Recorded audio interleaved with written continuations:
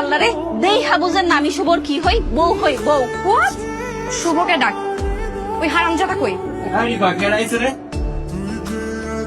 শুভ এই মহিলাকে, ও বলতেছে ও তোর বউ। আমরা বসে কথা বলি, আমি তোমাকে সব বুঝাই বলতেছি। এই কি বুঝাবি, যা বুঝানোর এইখানেই বুঝা। তোমরা দুজনে আমার খুব আপন। আমি ব্যর্থ হয়েছে তো কি হয়েছে, আমি আপনাকে আর টিনাকে বিয়ে দিয়েই ছাড়বো।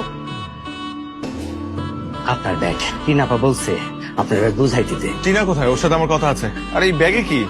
টিনাপা গেছে সুইজারল্যান্ড। উনি যাওয়ার আগে আমারে বলছে আপনি তাকে যা যা গিফট করছেন সবকিছু যেন আপনাকে ফেরত দেয়। কি বলছেন আপনি এসব?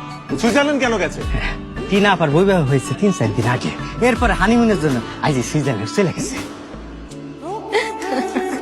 দুজনে ভাগ্য মেলাচ্ছি, আমরা দুইজনেই প্রতারণার শিকার, একসাথে এক রাতে। এই দেখেন, এত বড় একটা ঘটনা ঘটলো আমাদের সাথে, না আমাদের জায়গায় অন্য কেউ হলে তো ভেঙে পড়তো, কিন্তু আমরা কিন্তু একদম ঠিকঠাক আছি।